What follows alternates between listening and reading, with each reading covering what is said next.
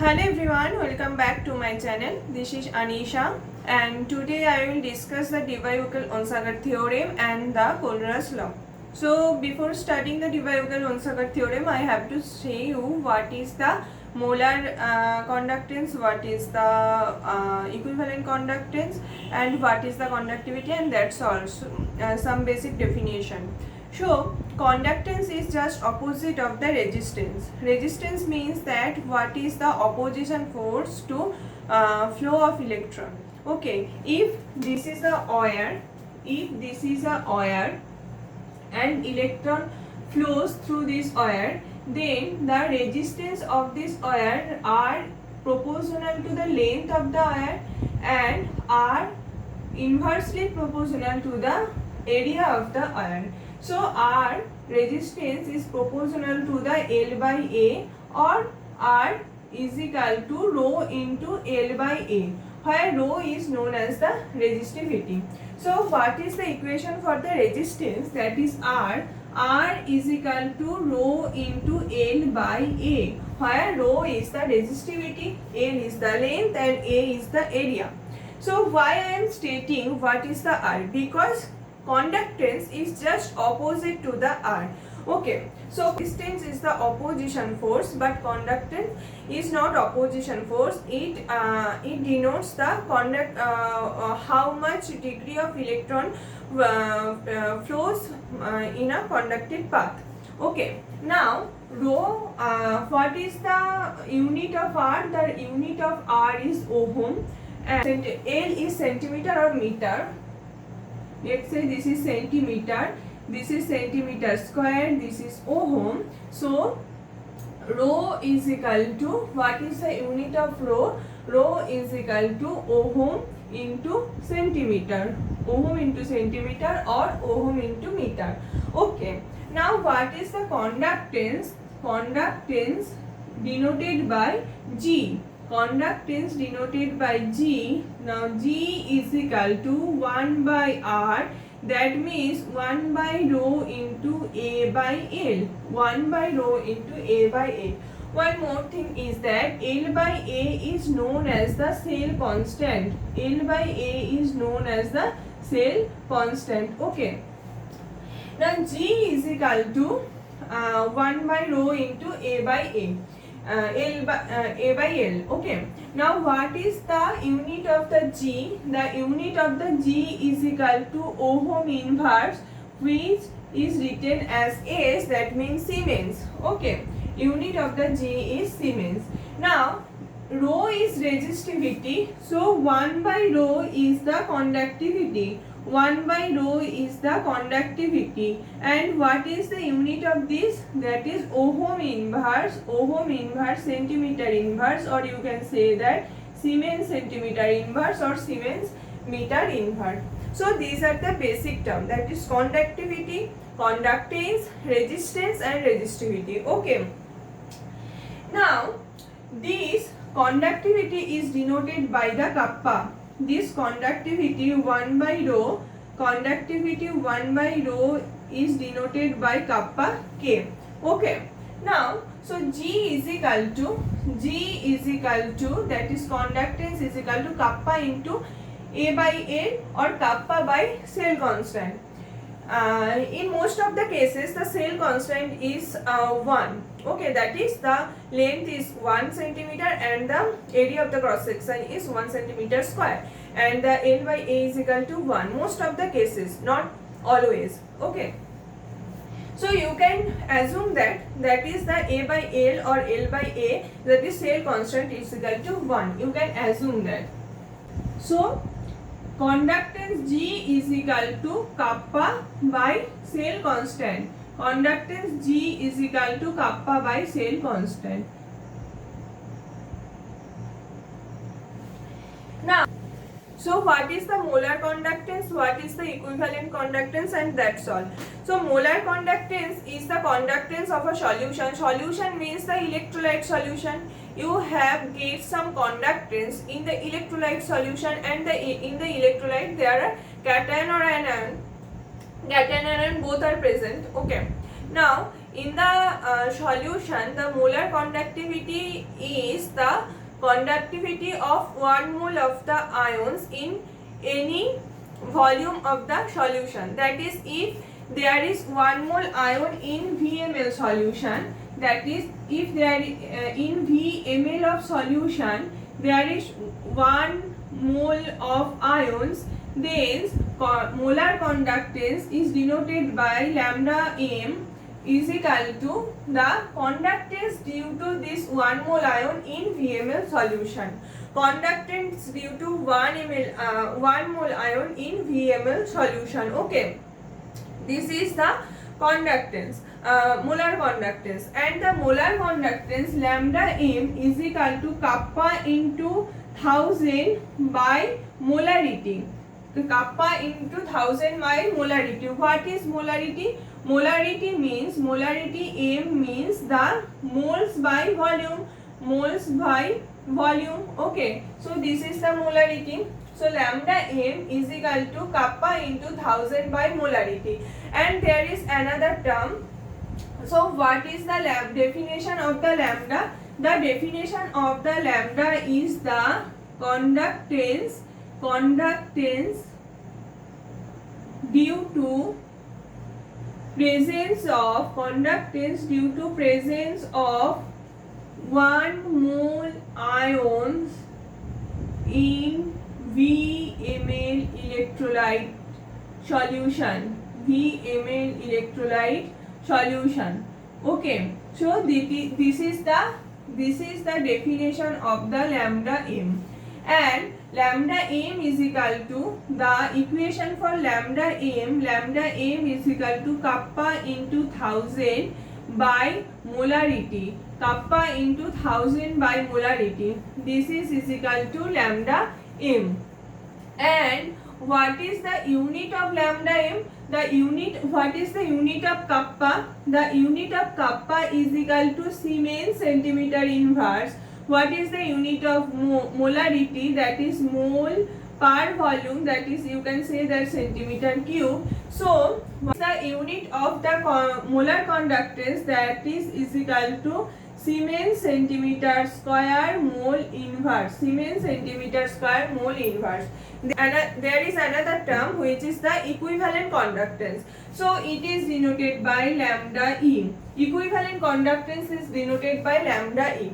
So now equivalent conductivity is the conductivity due to presence of one equivalent of the ions in the solution, in the VML of solution, and this is denoted by lambda E. So lambda E is equal to kappa into 1000 by normality. Kappa into 1000 by normality. So what is the unit of normality? Unit of normality is equivalent weight by volume. Equivalent weight by volume. So what is the unit of the lambda E? The unit of the lambda E is equal to Siemens centimeter square equivalent inverse. Siemens centimeter square equivalent inverse. Now there is some basic question arises in this topic, that is in the molar conductivity, conductance, equivalent conductance, what is conductivity, what is conductance, what is resistance, that's all. This is all the basic thing. Okay. Now there is a very common question, that is, what is the effect of the concentration of the ions in the molar conductance or equivalent conductance. That is, now what is the effect of the concentration of the electrolyte on the molar conductance? Now molar conductance is equal to lambda m is equal to kappa into 1000 by molarity. Now molarity means moles by volume. Kappa into 1000 by moles per volume. So you can rewrite it as kappa into volume of the solution into 1000 by moles. Okay, 1000 by moles. So lambda m is proportional to the volume of the solution. Lambda m is proportional to the volume of the solution. This is clear from this equation. This is clear from this equation. So now upon increasing the concentration of the electrolyte, means the volume will be decreases. Concentration means क्या है? Concentration means for molar concentration, that is mole per volume. So when the concentration increases means the volume, the denominator will be decreases, that is V will be decreases. So what is the effect of V on the lambda m? This is the direct effect, that is the if V reduces then lambda m will be reduces. Okay, so in the upon the increasing of the concentration, upon increasing the concentration of the electrolyte,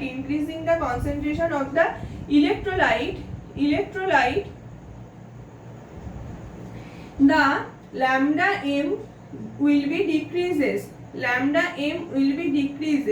and upon the decreasing the concentration of the electrolyte, the lambda m will be increases. As concentration decreases means the V will be increases. Okay, so V has direct effect on the lambda m. So upon decreasing the concentration, the lambda m will be increases. Now you can say it from the mathematics, that is what is the effect of V on lambda m. Now what is the physical significance of that? Concentration increase means the number of ion increases. Okay, so the number of ion, if the number of ion increases, then there should be increase in the conductance, but eventually it is decreases, the lambda m is decreases. What is the reason of that, behind that? So the reason behind that is that for the it is true for the strong, both of the strong and the weak electrolyte, but the reason behind it, that is the Y concentration has the opposite effect on the lambda m, is different for the weak electrolyte and the strong electrolyte.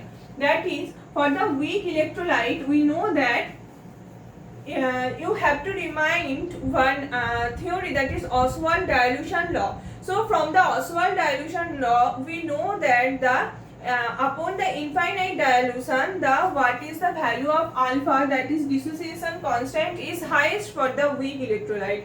So upon the dilution or upon the decreasing the concentration, the alpha will be increases according to the Ostwald dilution law. So if alpha is increases, that is the dissociation constant value is increases, means more, this means the weak electrolyte generates more amount of the ions in the solution. So that's why concentration has the reverse effect on the lambda m, that is the by dilution you can get more ions from the weak electrolyte.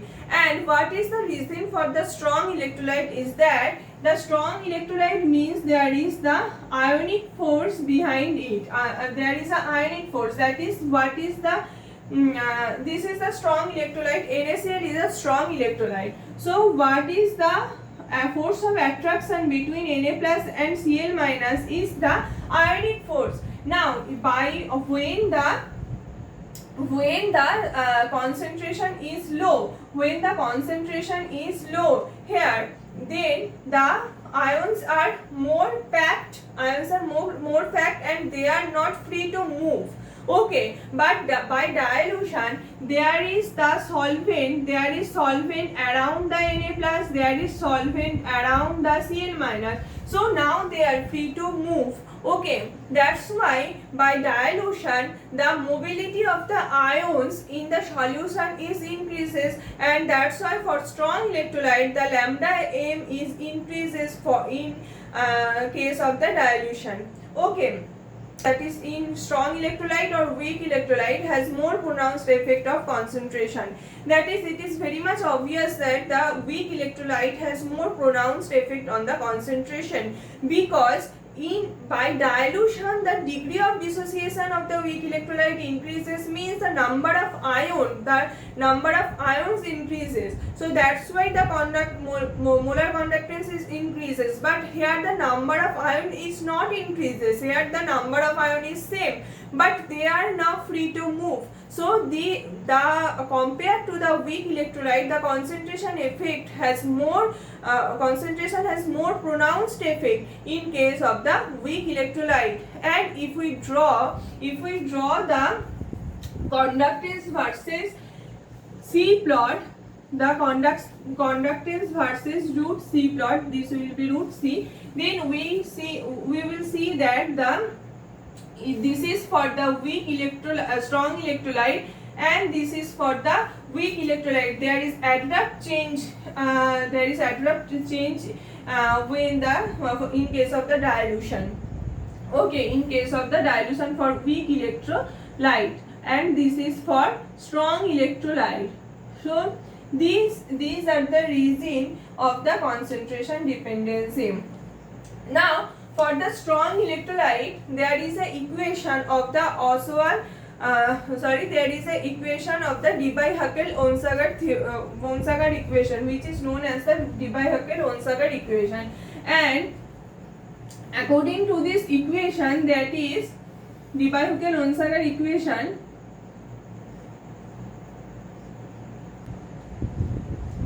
the lambda m of a strong electrolyte is equal to lambda 0. Lambda 0 means what is the conductance at the infinite dilution or the zero concentration is equal to lambda m is equal to lambda 0 minus b into root c. So this is our equation for straight line, that is y is equal to mx plus c, that is y is equal to mx plus c. So that's why for the what is the lambda what is the variation of the lambda with root c is the straight line plot.